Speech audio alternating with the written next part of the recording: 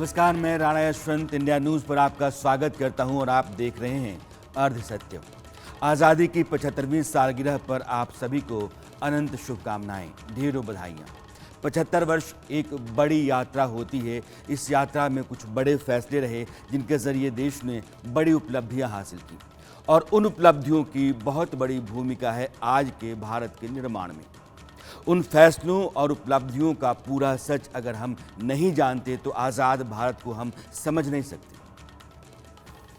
हमारे देश के पास खाने को अनाज नहीं था। हम मोटे तौर पर अमेरिका के रहमो करम पर थे। आज अमेरिका कहता है कि रूस से पेट्रोल नहीं खरीदो और हम खरीदते हैं। फ़र्क ही नहीं पड़ता वह क्या चाहता है। करगिल की लड़ाई में हमारे प्रधानमंत्री अटल बिहारी वाजपेयी ने अमेरिका के तब के राष्ट्रपति बिल क्लिंटन से कहा कि हमें बस अपने जीपीएस से पाकिस्तान के फौजियों के लोकेशन बता दीजिए ताकि हम युद्ध को जल्दी निपटा लें। क्लिंटन ने मना कर दिया। आज भारत के पास ऐसा जीपीएस है जो देश की सीमा के बाहर भी एक एक चीज़ की लोकेशन पता कर सकता है, बहुत नज़दीक से देख सकता है। एक वक्त था जब अमेरिका ने रूस को मना कर दिया कि भारत को क्रायोजेनिक इंजन की तकनीक मत दो क्योंकि उसने परमाणु टेस्ट कर लिया है, बम फेंक सकता है मिसाइल के जरिए। आज भारत खुद क्रायोजेनिक इंजन बनाता है, यानी मिसाइल पर एटम बम लोड कर 10,000 किलोमीटर दूर तक मार कर सकता है।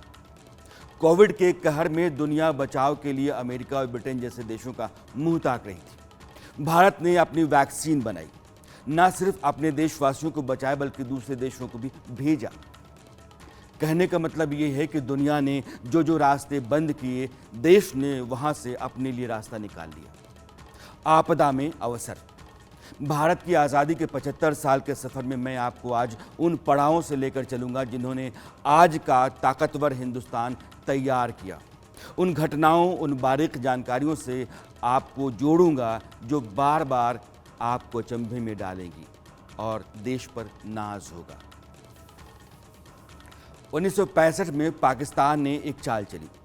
जम्मू कश्मीर में घुसपैठ की एक रणनीति बनाई जिसका नाम दिया ऑपरेशन जिब्राल्टर।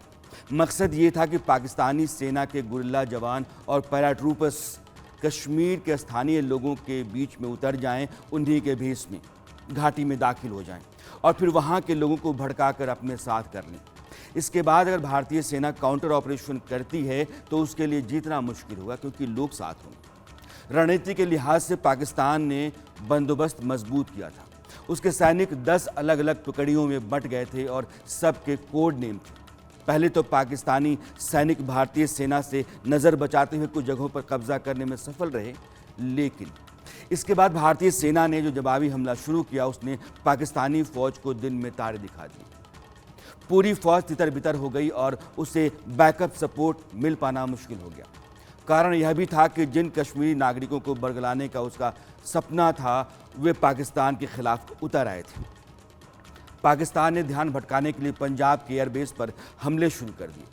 नतीजा ये हुआ कि उस मोर्चे पर भी भारतीय सेना भारी पड़ी। उसने पाकिस्तान के पंजाब सूबे पर धावा बोल दिया और लाहौर तक कब्जा कर लिया। भारतीय सेना का हमला इतना तेज था कि रास्ते में पड़ने वाले पाकिस्तानी सेना के कैंप, बेस सभी तबाह हो गए। भारतीय वायुसेना भरपूर तरीके से थल सेना को कवर देती रही, अटैक को दोगुना धार देती रही। पाकिस्तान में घबराहट इतनी ज़्यादा हो गई कि लाहौर रेडियो स्टेशन कई घंटों तक बंद कर दिया गया। 7 सितंबर 1965 को टाइम्स ऑफ इंडिया ने अपने पहले पेज पर खबर छापी, our troops on outskirt of Lahore. Lahore के बिल्कुल किनारे हमारी फौज पहुंच चुकी है। लाल बहादुर शास्त्री देश के हीरो बन चुके थे, भारत के प्रधानमंत्री। हालांकि भारत ने साफ कर दिया था कि उसका मकसद लाहौर पर कब्जा करना नहीं है, मगर अमेरिका ने भारत पर दबाव डाला कि सेना को पाकिस्तान से वापस किया जाए। तब अमेरिका के राष्ट्रपति थे लिंडन जॉनसन। उन्होंने धमकी के अंदाज में कहा था कि अगर युद्ध नहीं रोका गया तो गेहूं की आपूर्ति रोक दी जाएगी। दरअसल उन दिनों अमेरिका ने भारत के साथ खाद्य सुरक्षा गारंटी का समझौता किया था, जिसके तहत अमेरिका भारत को लंबी अवधि और कम ब्याज पर कर्ज दे रहा था और गेहूं भी दे रहा था। उस गेहूं को PL 480 कहते थे और उससे भारत को भूख से लड़ने में बहुत राहत मिली थी। लिंडन जॉनसन ने भारत के प्रधानमंत्री पर युद्ध रोकने का दबाव डाला तो शास्त्री जी ने कहा कि हम नहीं सुन सकते। सेना को उन्होंने पाकिस्तान को सबक सिखाने और कश्मीर से बाहर भगाने का आदेश दे दिया।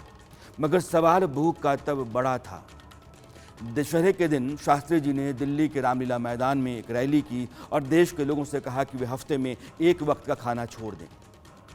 यही उन्होंने जय जवान जय किसान का नारा दिया। देश ने संकल्प लिया कि कम खाएंगे और अनाज का उत्पादन अब बढ़ाएंगे। यहाँ से एक नया सिलसिला शुरू होता है।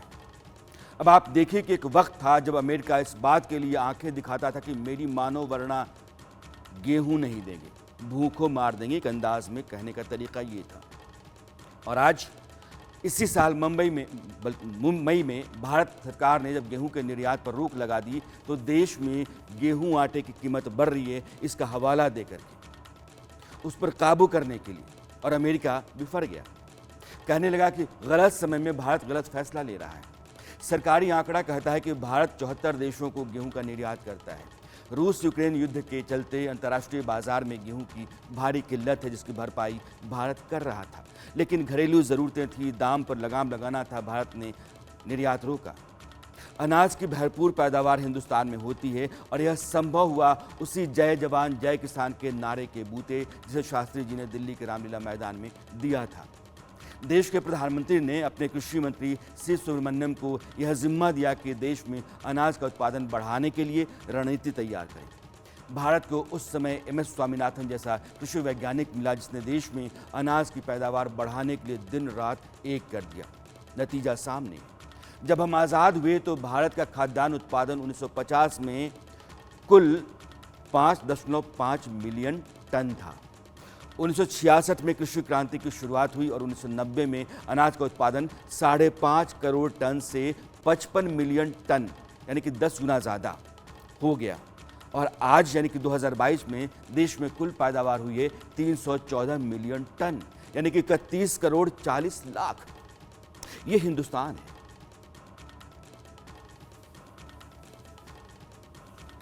हमारी तरफ टेढ़ी नजर भी उठाकर देखे तो हम उसका पूरी तरह से मुकाबला कर सकें। मैं आपसे कहूंगा कि 2 नारे आज लगें। 2 नारा अगर आप लगाएं तो वही असली नारा है आज देश की जरूरत के मुताबिक। एक तो जय जवान का और दूसरा जय किसान का। ये 2 नारे मैं समझता हूं कि आज हमारे देश के लिए जरूरी है। एक जय जवान और एक जय किसान। भारत के दूसरे प्रधानमंत्री लाल बहादुर शास्त्री। हिंदुस्तान पाकिस्तान से युद्ध लड़ रहा था 65 में और अमेरिका कह रहा था कि अगर सेना वापस नहीं करोगे तो अनाज रोक देंगे। उन्होंने 2 नारे दिए, जय जवान पाकिस्तान को हराओ, जय किसान देश को भूखों मरने से बचाओ, पेट भरो। भारत आज़ादी के बाद से ही अपने भविष्य को संवारने के लिए जितने भी साधन संसाधन थे उनके जरिए हर क्षेत्र में कदम बढ़ा रहा था। उनमें से एक था स्पेस साइंस। हम कहां से कहां आ गए हैं उसे बताने के लिए एक संदेश जो मेरे पास है उसको आपको सुनाना चाहता हूं। दुनिया ने सुना है, आप एक बार फिर से इसको सुनिए। Congratulate India on 75 years of independence. For decades, international agencies have cooperated with the Indian Space Research Organization on many space and science missions. And that cooperation continues today as ISRO works on the development of the upcoming NISA Earth Science mission that will help us track disasters and get us a better understanding of our changing climate. On behalf of ESA, NASA, and all international partners, I would like to wish best of luck to ISRO. ये Samantha क्रिस्टोफरेटी हैं जो अंतरिक्ष में international space station पर रह रही हैं। वहाँ से उन्होंने भारत को अमृत महोत्सव पर शुभकामनाएं भेजी हैं। सामंथा कह रही हैं कि मुझे भारत को शुभकामनाएं देते हुए खुशी हो रही है। दशकों से अंतर्राष्ट्रीय एजेंसियां इंडियन स्पेस रिसर्च ऑर्गेनाइजेशन, जिसको इसरो कहते हैं, उसके साथ मिलकर कई स्पेस और साइंस मिशन पर काम कर रही हैं। ये सहयोग आज भी जारी है क्योंकि इसरो आगामी NISAR अर्थ साइंस मिशन के विकास पर काम कर रहा है, जो हमें आपदाओं को ट्रैक करने में मदद करेगा और हमें हमारे बदलते जलवायु की बेहतर समझ देगा। इसमें सहायता करेगा। दरअसल नासा इसरो मिल करके एक प्रोजेक्ट कर रहे हैं जिसे आप निसार भी कह सकते हैं, NISAR। यह एक ऐसा स्पेसक्राफ्ट है जिस पर अमेरिका की स्पेस एजेंसी नासा और भारत का इसरो मिल करके काम करते हैं। इससे दुनिया भर में जो आपदाएं आती हैं उनको ट्रैक किया जा सकता है और उनसे होने वाले नुकसान को कम करने के लिए रास्ते निकाले जा सकते हैं। उससे बचने के वास्ते सहायता का जो डेटा है वो उपलब्ध रहेगा। सामंथा इटली की हैं और अपने वीडियो मैसेज में उन्होंने यह भी कहा है कि भारत को इस बात की मैं शुभकामनाएं देना चाहती हूं कि वह गगनयान मिशन पर काम कर रहा है और इंसानों को स्पेस में भेजने की तैयारी में जुटा हुआ है। ये आज हिंदुस्तान की एक तस्वीर है जिसमें दुनिया का स्पेस साइंस भारत का लोहा मान रहा है और एक तस्वीर ये है जो अब मैं आपको दिखाने जा रहा हूँ। तब आपको भारत की कामयाबी का अंदाज़ा होगा, आप ठीक ठीक समझ पाएंगे। ये वो वक्त था जब संसाधनों की कमी के कारण रॉकेट को बैलगाड़ी से ले जाया जाता था। भारत के पहले सैटेलाइट के प्रक्षेपण के समय भारत के वैज्ञानिक तिरुवनंतपुरम से रोज़ बस से आते थे और रेलवे स्टेशन पर दोपहर का भोजन करते थे। जिस रॉकेट से प्रक्षेपण होना था उसके कुछ हिस्सों को साइकिल पर ले जाया गया। भारत ने 15 अप्रैल 1975 को रूस की मदद से अपना पहला उपग्रह आर्यभट्ट लॉन्च किया। एक छोटा सा उपग्रह, और जो रॉकेट था वह रूस का था। भारतीय वैज्ञानिक इस कोशिश में थे कि सैटेलाइट लॉन्च व्हीकल यानी कि रॉकेट जो है वो अपना हो। पहला नाकाम हुआ तो वैज्ञानिकों ने SLV-3 पर काम करना शुरू किया और 1979 में यह कामयाब हो गया। इस कामयाबी में भारत के पूर्व राष्ट्रपति APJ अब्दुल कलाम की बहुत बड़ी भूमिका थी, क्योंकि उन्होंने ही पहले रॉकेट के फेल हो जाने पर कई सुधार जो ज़रूरी थे उनको करने में अहम भूमिका निभाई। रोहिणी पहला उपग्रह था जिसे SLV-3 के जरिए लॉन्च किया गया पूरा हिंदुस्तान। अब आप उसके बाद भारत के स्पेस साइंटिस्ट की रफ्तार देखिए कि 1980 में पहला देसी सैटेलाइट रोहिणी को अंतरिक्ष में भेजा गया और आज भारत GSLV यानी कि जियो सिंक्रोनस लॉन्च व्हीकल बनाता है। यानी कि आप यूं समझिए कि ऐसा रॉकेट जो किसी भी सैटेलाइट को उस कक्षा में ले जाकर स्थापित कर सकता है जहां धरती और सूर्य का गुरुत्वाकर्षण या उसकी शक्ति बराबर होती है। इस रॉकेट को अगर आप मिसाइल में लगा दें तो वह परमाणु बम को 10,000 किलोमीटर या उससे कहीं दूर जाकर के विस्फोट करा सकता है। इसी रॉकेट सैटेलाइट लॉन्च व्हीकल जिसका नाम GSLV Mark 3 था, इसरो ने 5 जून 2017 को अपने सैटेलाइट GSAT-19 को कक्षा में स्थापित किया। ये कामयाबी है हिंदुस्तान की 1980 से लेकर के और आज की तारीख। यह जो GSLV जैसे लॉन्च व्हीकल होते हैं उनके लिए क्रायोजेनिक इंजन की ज़रूरत होती है। 2000 किलोग्राम से ज़्यादा भार के उपग्रह के लिए आपको क्रायोजेनिक इंजन ही चाहिए। भारतीय वैज्ञानिकों के यह इंजन बनाने की ताकत हासिल करने में 20 साल लग गए। कारण ये कि यह तकनीक भारत रूस से हासिल करना चाहता था, लेकिन अमेरिका ने रूस को ऐसा करने से मना कर दिया क्योंकि भारत ने परमाणु परीक्षण किया था। तकनीक नहीं मिली और भारतीय वैज्ञानिकों ने 20 साल में क्रायोजेनिक इंजन बना लिया। GSLV से ठीक पहले का जो स्टेज होता है सैटेलाइट का, PSLV polar satellite launch vehicle के जरिए इसरो ने 104 सैटेलाइट अंतरिक्ष में भेजे। साल था 2017। उस समय तक दुनिया में वह रिकॉर्ड था। उन 1000 सैटेलाइट 104 जो सैटेलाइट थीं उनमें से अमेरिका, इजराइल, जर्मनी और ब्रिटेन जैसे देशों के सैटेलाइट्स भी थे। भारत के इतिहास में एक और तारीख है जो सुनहरे अक्षरों में दर्ज है और वह है 5 नवंबर 2013। इसरो ने अपना पहला मंगलयान सफलतापूर्वक अंतरिक्ष के लिए रवाना किया।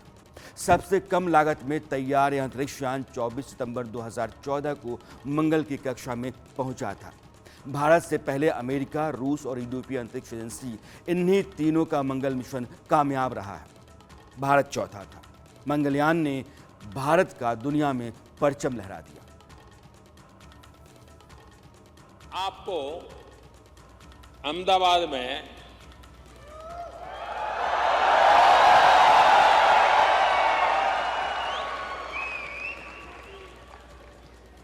अगर 1 किलोमीटर ऑटो रिक्शा में जाना है तो करीब 10 रुपया खर्चा होता है। 1 किलोमीटर ऑटो रिक्शा में जाना है तो 10 रुपया खर्चा लगता है। भारत की टैलेंट की कमाल देखिए।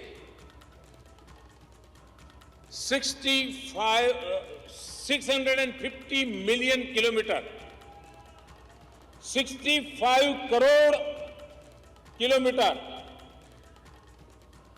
मार्स की यात्रा की हमने।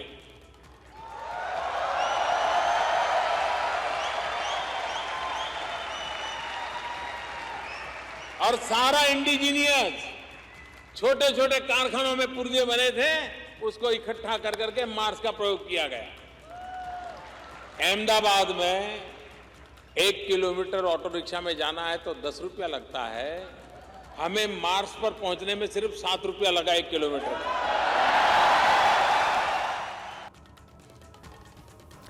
किसी भी देश के लिए ये गर्व के पल होते हैं, बहुत बड़ी उपलब्धियां होती हैं, दुनिया में देश का परचम लहराता है। भारत अंतरिक्ष में अगले साल एक और बुलंदी हासिल करने जा रहा है और वह होगा गगनयान का। अगर कोविड का कहर नहीं होता तो आज़ादी के इस अमृत वर्ष में ही देश के सीने पर एक और अद्भुत उपलब्धि का सुनहरा तमगा टंग गया होता। अब अगले साल भारत का पहला मानव मिशन अंतरिक्ष के लिए निकलेगा। इसमें 3 अंतरिक्ष यात्री होंगे और भारत की बुलंदी की कहानी यहीं नहीं रुकेगी, बल्कि चंद्रयान 3 जो चांद पर उतरेगा और आदित्य L1 जो सूरज के बारे में जानकारी लेगा, ये दोनों भी अगले साल अपने अपने अभियान पर निकलेंगे। चंद्रयान 2 का चांद की सतह पर उतरने के ठीक पहले क्रैश हो जाना देश के लिए एक बड़ी क्षति थी, लेकिन आप ये देखिए कि अगला अभियान फिर तैयार है। ये हिंदुस्तान है। स्पेस साइंस में भारत ने जो कामयाबी हासिल की, उसका मुकाबला दुनिया के 3-4 देश ही कर सकते हैं, और उस स्पेस स्टेशन से जो उपलब्धि या जो शुभकामना संदेश आया, वो इन्हीं कामयाबियों को सलाम है। इसरो की एक और कहानी सुनिए। आज़ादी के 15वें वर्ष में भारत का स्पेस साइंस कैसे बैलगाड़ी पर रॉकेट ढोने से आज चांद और सूरज के लिए अभियान तैयार करने तक आया है, वह बुलंद इरादों और अद्भुत प्रतिभा का जीता जागता सबूत है। 1989 में करगिल की लड़ाई हो रही थी। पाकिस्तानी सैनिक ऊंची ऊंची चोटियों पर पूरी तैयारी के साथ जमकर बैठे हुए थे। भारतीय सेना ने उनको खदेड़ने के लिए युद्ध शुरू किया। भारतीय सेना 1973 से ही अमेरिकी जीपीएस सिस्टम का इस्तेमाल कर रही थी, लेकिन करगिल के युद्ध में अमेरिका सरकार ने पाकिस्तानी सैनिकों की लोकेशन देने से इनकार कर दिया। भारत के लिए एक बड़ा झटका था। उसी समय भारत ने तय किया कि अमेरिका के ग्लोबल पोजिशनिंग सिस्टम, जिसको हम जीपीएस कहते हैं, उसी तरह का regional positioning system RPS develop किया जाएगा। 17 साल की मेहनत और रिसर्च के बाद इसरो ने 2016 में अपना जीपीएस बना लिया। जो साहस दिखाया है, नाविकों ने जो अदम्य साहस से दुनिया में पहुंचने का प्रयास किया है, और इसलिए इस पूरी नई टेक्नोलॉजी के माध्यम से मिलने वाली सेवाओं को आज हमने तय किया है कि सारी व्यवस्था, हमारी ये जीपीएस सिस्टम नाविक नाम से जानी जाएगी।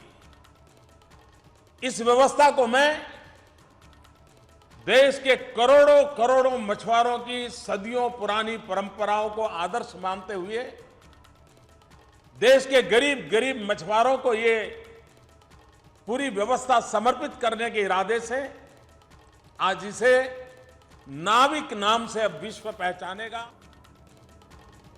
यह जो नाविक वाली काबिलियत है नेविगेशन की, वह भारत के अलावा अमेरिका, यूरोपियन यूनियन, चीन और रूस के पास ही है। न इंग्लैंड, न फ्रांस, न जर्मनी, न जापान। यहाँ खड़ा है हिंदुस्तान। ये स्थिति है भारत की स्पेस साइंस में। अब आपको एक बात सुनाता हूँ साल 2004 की।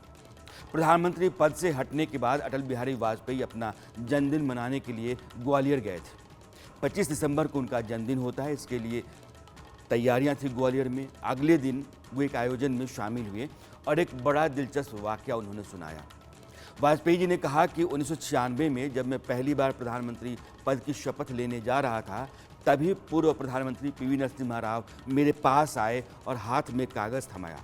उस पर लिखा था, बम पूरी तरह तैयार हो चुका है, इसको सिर्फ फोड़ना है, पीछे नहीं हटना है। लेकिन उस वक्त वाजपेयी बहुमत साबित नहीं कर सके थे और 13 दिन बाद उनको कुर्सी छोड़नी पड़ी थी। उन्हें फिर प्रधानमंत्री बनने का मौका मार्च 1998 में मिला और उन्हें नरसिम्हा राव की वो बात याद थी। 8 अप्रैल 1998 को वाजपेयी ने डिपार्टमेंट ऑफ एटॉमिक एनर्जी के चीफ आर चिदम्बरम और डिफेंस रिसर्च डेवलपमेंट ऑर्गेनाइजेशन ने कि डीआरडीओ के तब के प्रमुख एपीजे अब्दुल कलाम को बुलाया और कहा कि ये एटमी टेस्ट करना है। मिशन ऑन हो गया। सब कुछ सीक्रेट रहे, इस मकसद से सभी बड़े वैज्ञानिक अंडरकवर हो गए। बाग और डीआरडीओ के वैज्ञानिक जब भी पोखरण मुआयने के लिए जाते, आर्मी ऑफिसर की यूनिफॉर्म में होते। डॉक्टर कलाम को मेजर जनरल पृथ्वीराज बना दिया गया और R Chidambaram major general Nataraj बन गए। भाभा एटॉमिक रिसर्च सेंटर यानी कि बाग के प्रमुख डॉक्टर अनिल काकोदकर को भी नया कोड नेम दे दिया गया। टेस्ट साइट के डायरेक्टर के संथानम भी कैप्टन बन गए। सरकार किसी भी कीमत पर नहीं चाहती थी कि पोखरण रेंज में हो रहे उसके टेस्ट के बारे में कोई भी खबर लीक हो। खतरा अमेरिकी खुफिया एजेंसी CIA और अमेरिका के आसमान में घूमते सैटेलाइट से बहुत था, जो बाज की तरह लगातार नजर रखे हुए थे। भारत ने इन तमाम चुनौतियों को छकाते हुए 11 मई 1998 को परमाणु परीक्षण कर दिया। इन 3 टेस्ट जो 11 तारीख को हुए, उसके अगले दिन 2 और टेस्ट हुए, कुल 5। हिंदुस्तान घोषित तौर पर दुनिया का एटमी ताकत बन चुका था। इस मौके पर प्रधानमंत्री वाजपेयी ने एक मजबूत संदेश दुनिया को संसद से दिया। 50 साल का हमारा अनुभव क्या बताता है?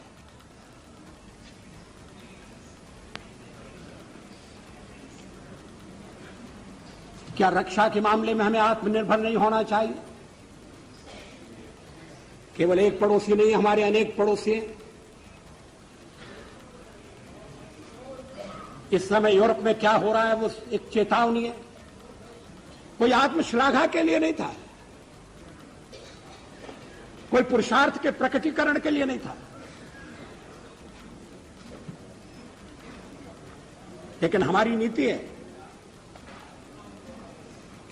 और मैं समझता हूं ये देश की नीति रही है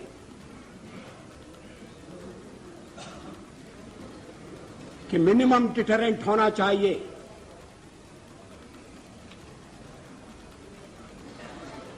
वो क्रेडिबल भी होना चाहिए।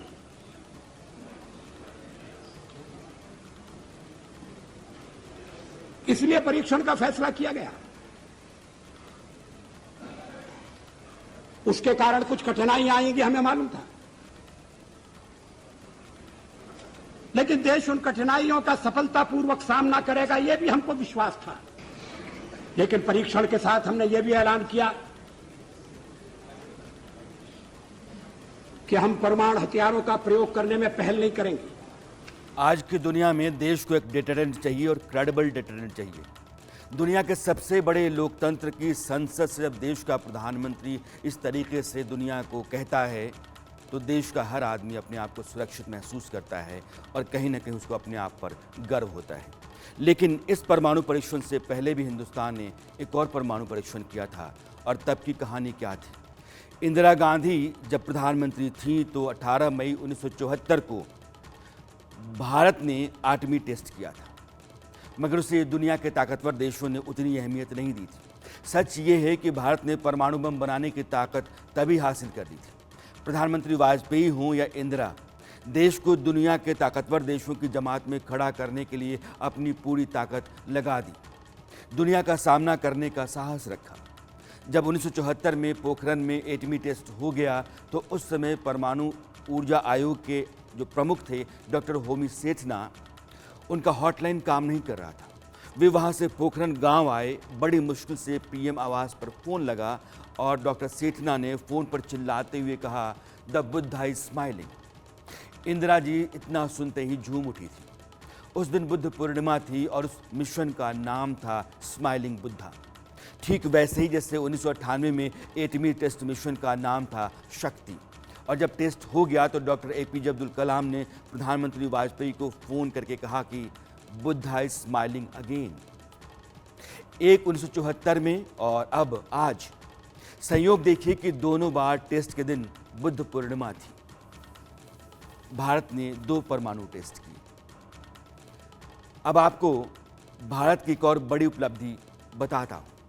इसी महीने DRDO यानी कि डिफेंस रिसर्च डेवलपमेंट ऑर्गेनाइजेशन ने खुद से laser guided anti tank guided missile, जिसको ATGM कहते हैं, उसका सफल परीक्षण किया है। इसका टेस्ट सेना के मुख्य युद्धक टैंक अर्जुन से किया गया है। मिसाइलों ने बहुत सटीक तरीके से हमला किया और 2 अलग अलग रेंज में टारगेट को ध्वस्त कर दिया।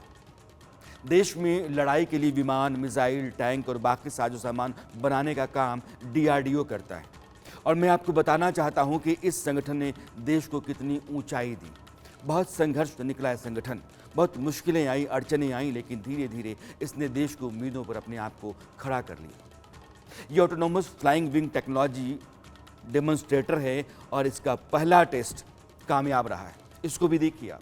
आने वाले दिनों में अनमैन्ड स्टेल्थ फाइटर अगर बनाना होगा तो इसी राह से देश आगे बढ़ेगा।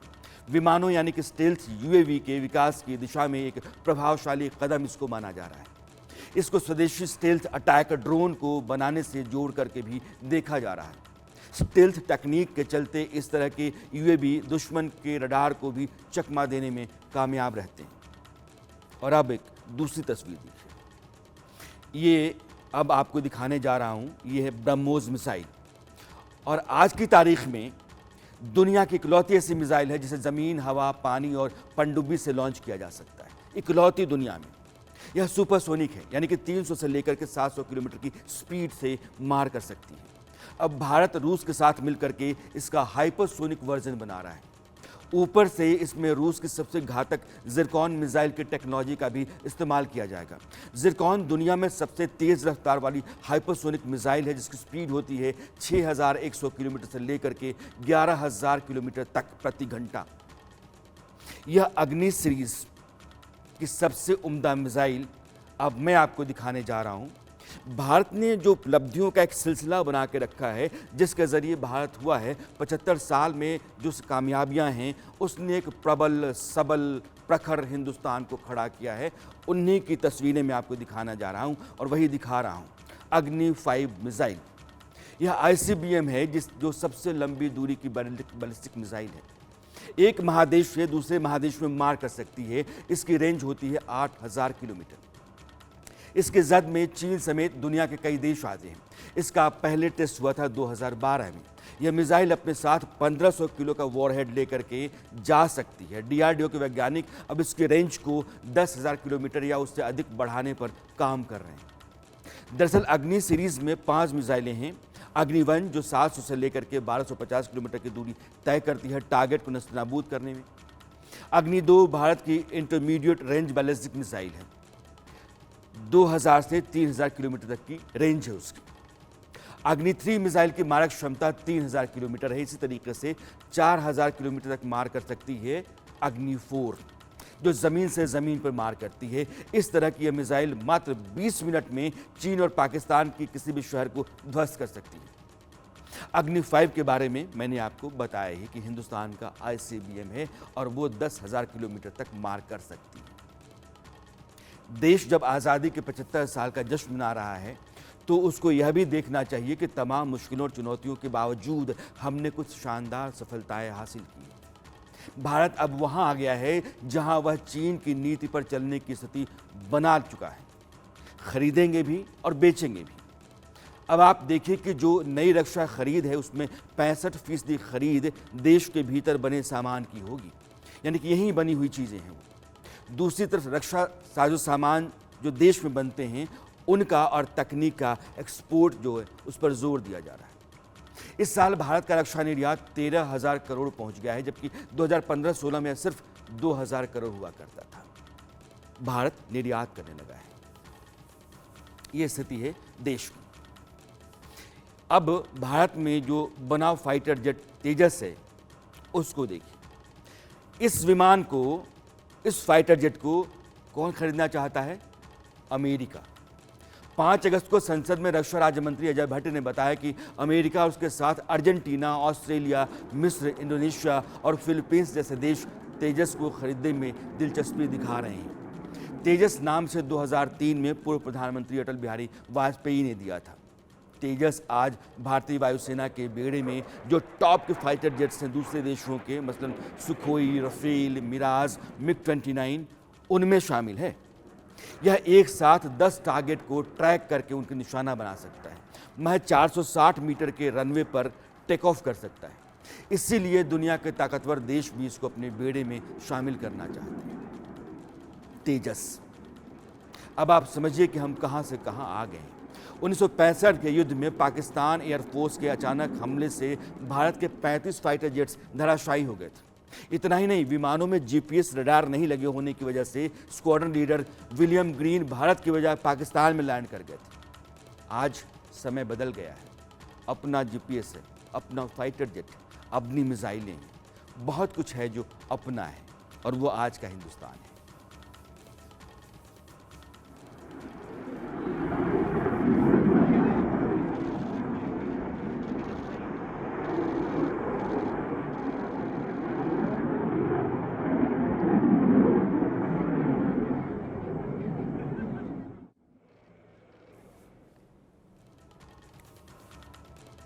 देश में बना एक और हथियार, इसका नाम है पृथ्वी 2। मैं चुनिंदा हथियारों को आपके सामने आज रख रहा हूँ, सबको रखने का समय नहीं है। यह 500 किलोग्राम तक वजनी हथियार ले जा सकती है। इसकी ताकत ये है कि इसमें हाई लेवल के एक्सप्लोसिव्स, छेद करने वाले, क्लस्टर बम, टुकड़े करने वाले, गर्मी पैदा करने वाले और रासायनिक टैक्टिकल परमाणु हथियार जो होते हैं उनको यह कैरी कर सकती है। यानी कि किसी भी हथियार को लगाकर पृथ्वी 2 मिसाइल छोड़ दो, दुश्मन के यहाँ विनाश ही विनाश होगा। यह देश की पहली परमाणु पनडुब्बी है, जिसको अब मैं आपको सामने दिखाना चाहता हूं। इसको आईएनएस अरिहंत कहते हैं, यानी कि दुश्मन का नाश करने वाला। इसे 2018 में प्रधानमंत्री नरेंद्र मोदी ने देश को समर्पित किया था और धनतेरस का तोहफा बताया था। अरिहंत जमीन, हवा, पानी में मार करने में सक्षम है। इसे न्यूक्लियर ट्रायड भी कहा जाता है, मतलब तीनों स्तर की सुरक्षा।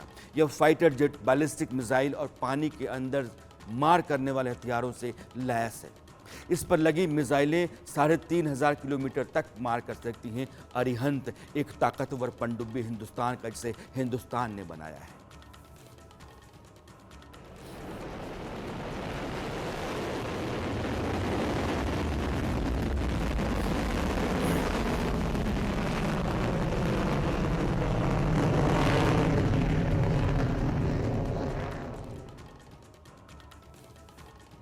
देश के इतिहास में एक और तारीख है जिसकी अपनी अहमियत है।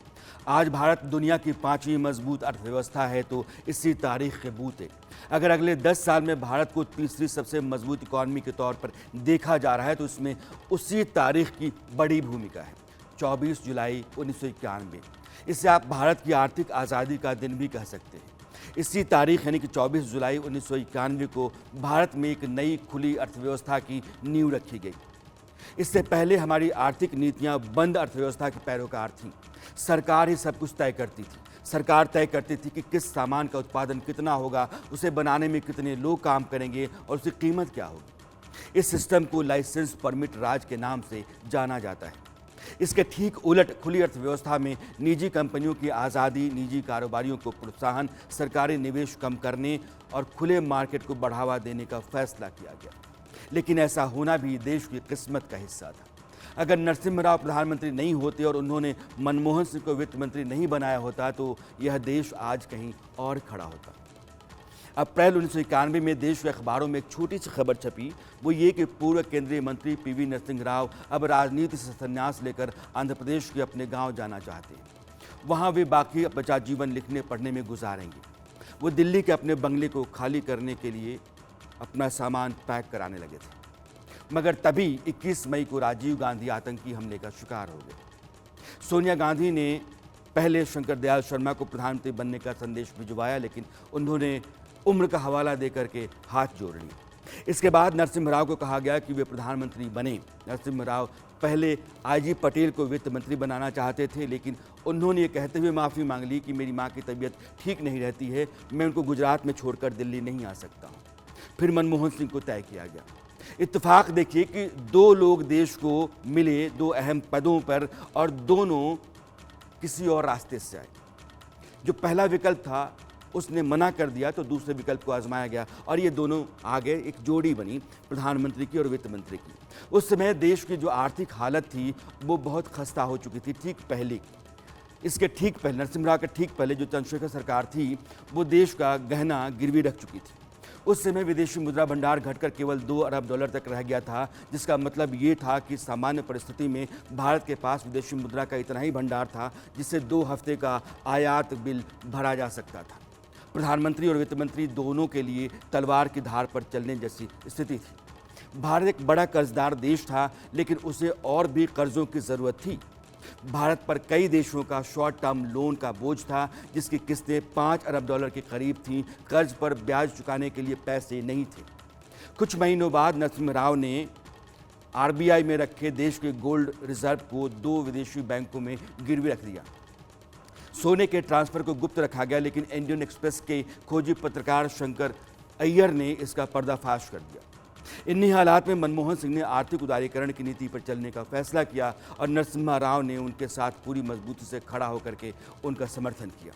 सरकार जो अल्पमत की थी, उसे हर हफ्ते वामपंथी सांसद घेरते थे, मनमोहन सिंह पर हमला करते थे, मगर नरसिम्हा राव कहते थे कि आप चिंता मत करिए, डटे रहिए, मैं आपके साथ हूँ। नरसिम्हा राव के 5 साल ने भारत को दुनिया के मुकाबले में खड़ा होने का साहस और शक्ति दोनों दी।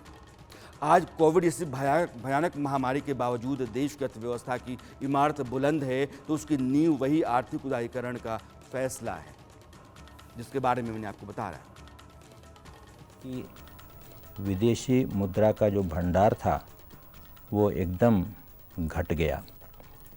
हमारे पास ज़रूरत की चीज़ें जैसे डीजल, मिट्टी का तेल, इस्पात आदि खरीदने के लिए विदेशी मुद्रा नहीं रही। जब हम सत्ता में आए तो देश एक अभूतपूर्व आर्थिक संकट से गुज़र रहा था और इस ख़तरनाक बीमारी को दूर करने की आवश्यकता थी। जब ख़तरनाक बीमारी आती है तो उसके इलाज में संकोच से काम नहीं चलता, साहस बटोरकर सख्ती से इलाज करना पड़ता है और उसके लिए जो भी कठोर कदम उठाने चाहिए उन्हें उठाना पड़ता है। आज हम ये जब देश गंभीर बीमारी का सामना करना पड़े उसको, तो साहस से काम लिया जाता है। नरसिम्हा राव। इस देश ने कभी भी ऐसी तबाही नहीं देखी होगी जैसी कोविड की रही। अब हम दूसरे पड़ाव की तरफ आते हैं। आज भी उसका शिकंजा बना हुआ है, हाँ थोड़ा ढीला हुआ है, लेकिन 2020 और 2021 के 2 साल तो कोहराम के रहे। सारी दुनिया घरों में दुबक गई, मौत का तांडव चलता रहा, सब कुछ बंद था। ऐसा लग रहा था जैसे इस दुनिया से लोग ही गायब हो गए। कहीं कोई शोर नहीं, कहीं कोई चहल पहल नहीं, ना उद्योग, ना धंधा, ना खेती, ना मंडी, कुछ भी नहीं। कोविड के हमले से बचाव के लिए एक ही रास्ता था, वैक्सीन। लेकिन 2020 का साल तो यही ढूंढने में चला गया कि वायरस को मारने के लिए वैक्सीन कैसी बनाई जाए, उसका आरएनए जीनोम क्या है।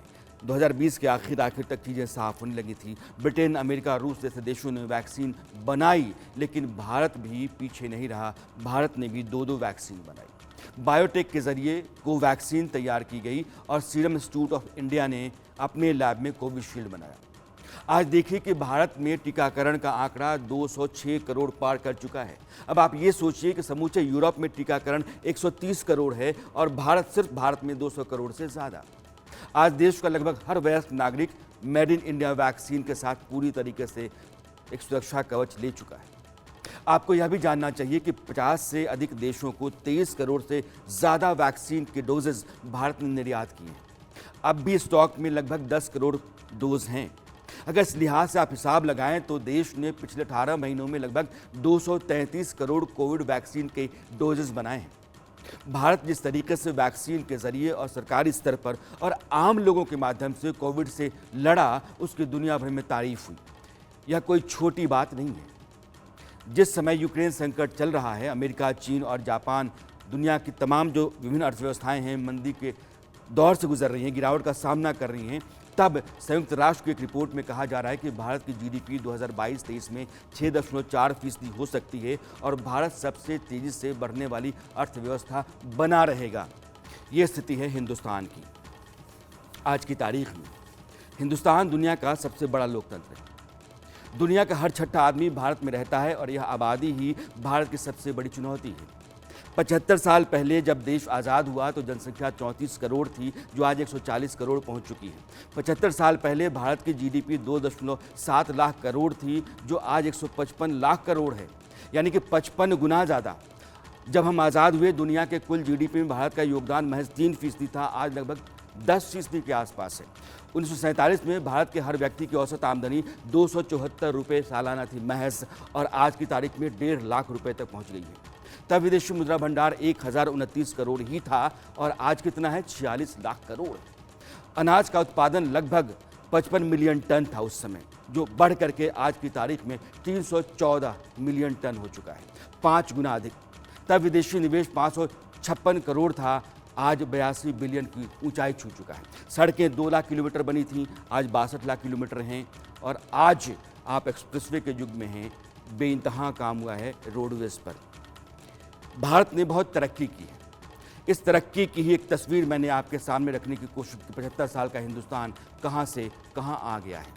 अरसत में आज इतना ही, लेकिन जाने से पहले एक बार फिर आप सबों को देश के 75 साल आज़ादी के पूरा करने पर, इस अमृत वर्ष पर बहुत सारी शुभकामनाएं। नमस्कार।